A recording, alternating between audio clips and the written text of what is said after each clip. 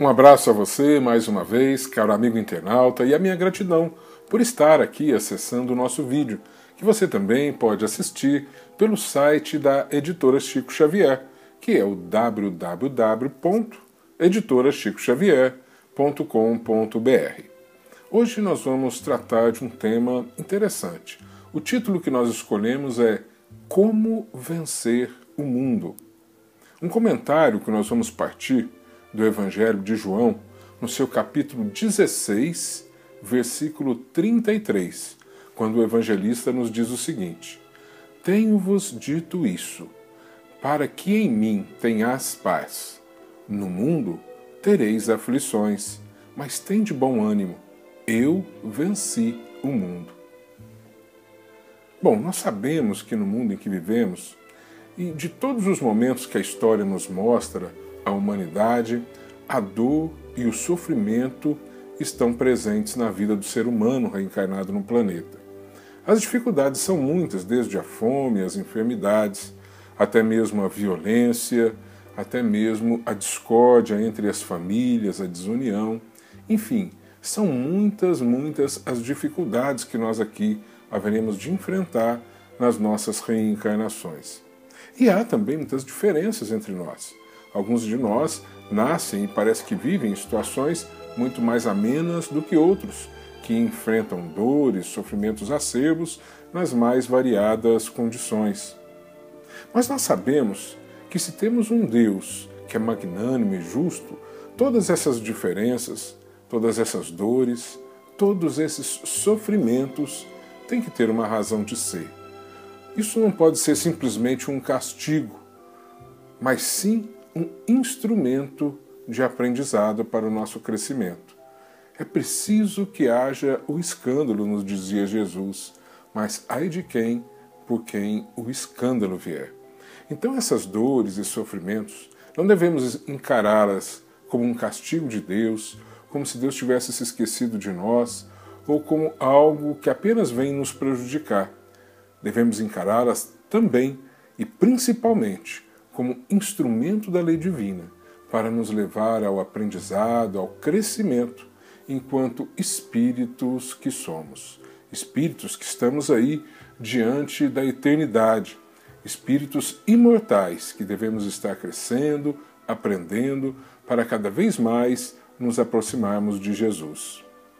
Para que nós possamos continuar o nosso estudo, vamos lembrar que lá no Sermão da Montanha, Jesus nos falou das bem-aventuranças.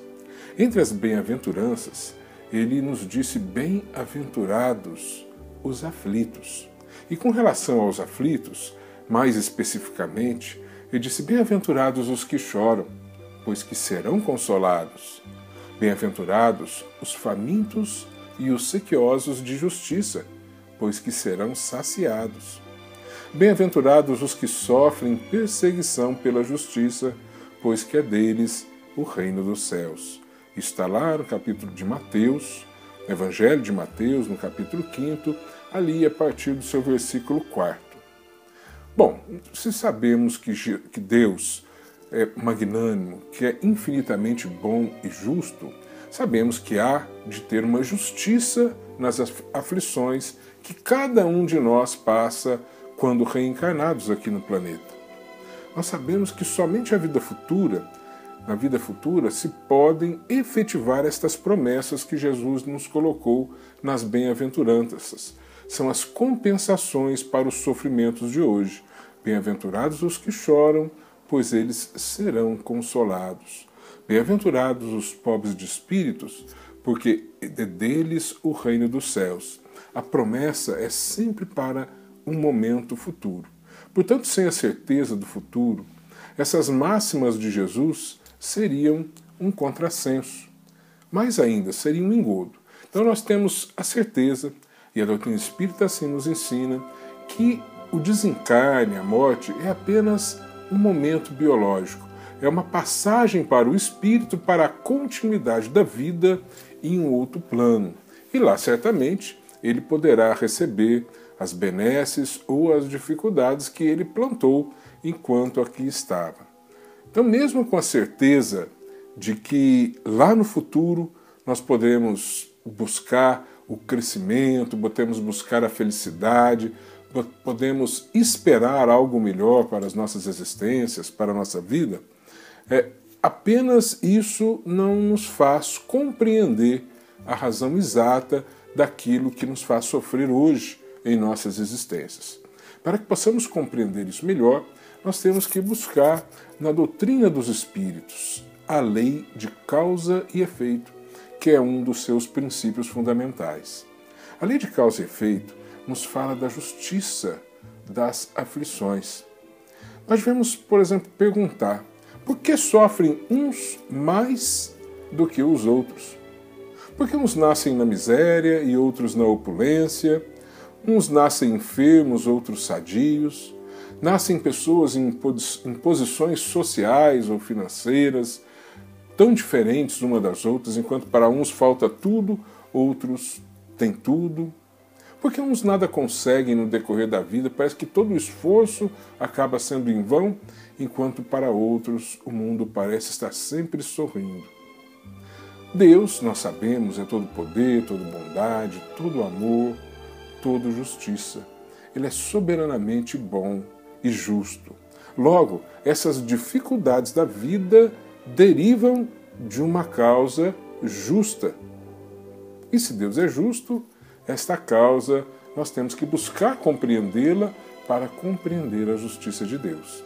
Causa das aflições é um capítulo do Evangelho segundo o Espiritismo, que nos traz lá o estudo sobre as causas atuais das nossas aflições e as causas anteriores das nossas aflições.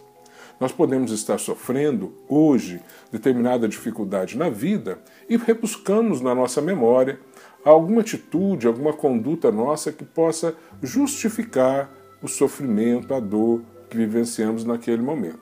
Se encontrarmos, muito bem, causas atuais da aflição, da nossa aflição, já teremos ali justificada a dificuldade. É um equívoco que eu tive aqui, um erro que eu tive ali, um débito contraído acolá, quando eu prejudiquei o próximo e que agora estou resgatando para o meu próprio aprendizado. Contudo, acontece que muitas aflições, muitas dores, nós não conseguimos encontrar de forma alguma uma razão de ser, pelo menos nessa existência. A nossa memória não vai encontrar. Qual a razão de uma criança que nasce já com problemas de ordem visual, física, enfermidades, ou nasce num ambiente inóspito, num ambiente difícil de conviver e se educar? Qual é a razão disso? Causas anteriores das aflições. Esse espírito, nas suas vivências anteriores, na história por ele construída, ele trouxe débitos que, nas condições atuais que a vida lhe oferece, ele terá que resgatar. Ele terá oportunidades de aprender para não se equivocar novamente nas mesmas questões que se equivocou outrora. Então, todas as nossas aflições, todas as nossas dores, sem exceção, elas têm causa em nós mesmos, nas nossas próprias atitudes, nas nossas próprias condutas. É a lei de causa e efeito. Para cada conduta de hoje, eu tenho um efeito amanhã. Se a causa, a conduta de hoje, é uma conduta boa, eu estou beneficiando o próximo, respeitando o próximo, eu estou agindo com segurança, de um modo cristão, eu vou ter, obviamente, uma colheita salutar, benéfica para o meu crescimento. Contudo, se a conduta de hoje ela partiu de um sentimento negativo, ela foi em prejuízo do próximo, ela foi em desacordo com tudo aquilo que Jesus nos ensinou, então certamente eu vou ter uma colheita no futuro, mas que também será negativa, será o resgate de um débito, não como uma forma de castigo, mas como uma forma de aprendizado. É um instrumento, a dor, o sofrimento é um instrumento da lei divina para que possamos aprender e crescer enquanto espíritos imortais que somos criados por Deus. Então, muitas vezes, quando nós sofremos, a gente coloca a culpa fora de nós. Ah, Deus se esqueceu de mim, a culpa é de fulano, a culpa é do governo, a culpa é do meu chefe, a culpa é da minha família que não me orientou direito. E se a culpa está fora de nós, nós nunca caminhamos para a mudança. Porque se é o outro que está errado, quem tem que mudar é ele e não eu. Agora, se eu tiver a consciência de que está em mim, não a culpa, mas a causa de toda a dor e de todo o sofrimento, eu posso programar uma mudança e começar a vivenciar essa dor e esse sofrimento de uma forma melhor e reduzir esta dor e esse sofrimento no decorrer da vida, não contraindo novos débitos. Então, muitas vezes, por exemplo, eu estou enfermo, estou num hospital, porque tomei a direção do meu carro e, com falta de responsabilidade, eu dirigi em alta velocidade, eu não observei as leis de trânsito e sofri um acidente. Estou lá no leito do hospital.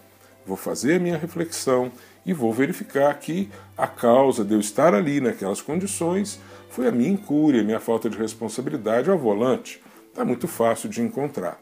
Mas eu posso sofrer um acidente estando num ônibus, estando em um outro meio que não sou nem eu que estou dirigindo. Estou indo para o trabalho, né, compenetrado com as minhas obrigações do dia que eu devo cumprir, e de repente vem um acidente qualquer, alguém vem e bate no ônibus, ou o próprio ônibus perde a direção, e eu estou na mesma condição preso à cama de um hospital. Vou buscar na minha reflexão as causas e não vou encontrar nada em mim. A tendência nossa é colocar a culpa no motorista do ônibus, no motorista do outro carro que bateu, no sinal de trânsito que não estava funcionando bem. E muitas vezes, para a ótica do ser humano reencarnado no planeta, de fato está ali a causa do acidente. Mas não a causa da condição em que eu me encontro, enfermo num leito de hospital. Porque eu poderia passar pelo mesmo acidente com bem menos escoriações, com bem menos lesões, e poderia passar até ileso. Quantos acidentes? No mesmo acidente, pessoas às vezes até vêm a desencarnar, outras ficam paraplégicas e outros que estavam no mesmo carro sofrem apenas pequenos arranhões. Então, a pessoa pode ser responsável, o motorista de um ônibus, do outro carro, o sinal de trânsito, pode ser responsável pelo acidente. Tudo bem, mas pela condição em que eu me encontro no leito do hospital, a causa tem que estar na minha conduta, porque aí é que está a justiça divina. Se eu não a encontro aqui nessa existência, certamente eu estou resgatando débitos de existências anteriores, lá onde eu machuquei, prejudiquei, violentei.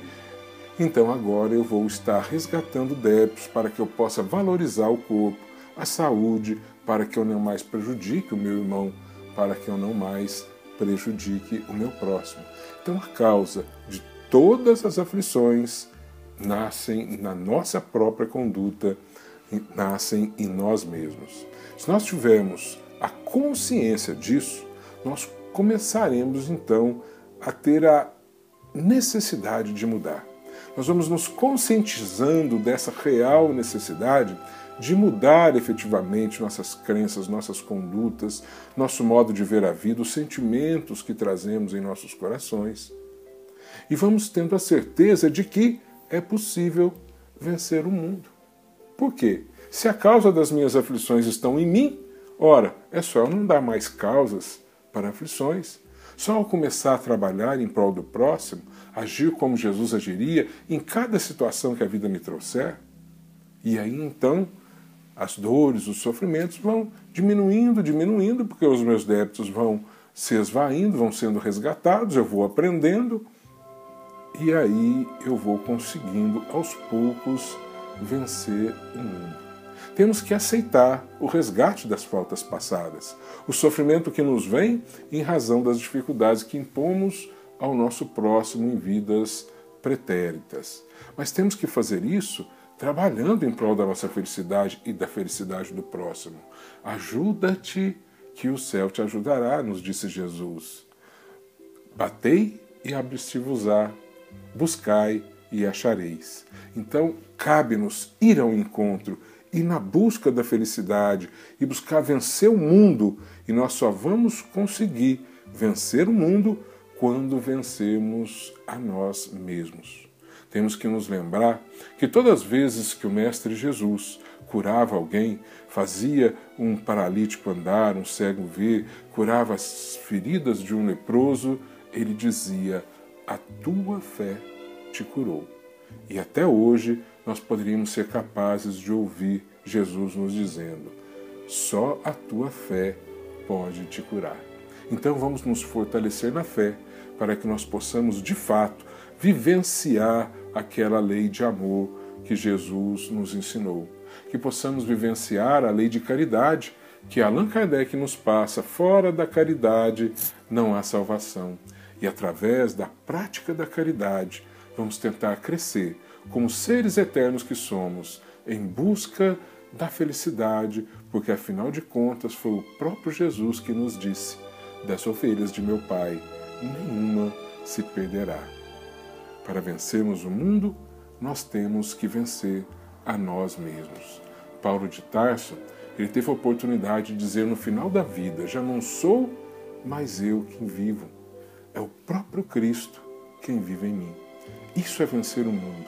Não perder a individualidade para que o Cristo vive em você, mas tê-lo como modelo, assim como a doutrina espírita nos ensina, como guia que nos conduz, mas como modelo que faz com que nós busquemos agir como Ele, que nós busquemos aprender com Ele. Em cada nova circunstância da vida, vamos indagar: como é que será que Jesus agiria se tivesse em meu lugar, vivenciando esta mesma situação que nós estamos vivenciando hoje? E a partir do momento que eu assimilar esses ensinamentos e conseguir vivenciá-los com um sentimento puro no coração, assim nós estaremos começando a vencer o mundo. Até lá, vamos nos lembrar que Jesus nos convidou para irmos até Ele, dizendo-nos que com Ele o fardo é mais leve e o jugo é mais suave. Pode ter fardo ainda, mas vai ser levezinho, fácil de carregar. O jugo pode ser suave, ainda tem jugo, mas ele é suave, não vai pesar tanto sobre os nossos ombros. Que Jesus nos abençoe e ilumine os nossos corações. Muita paz.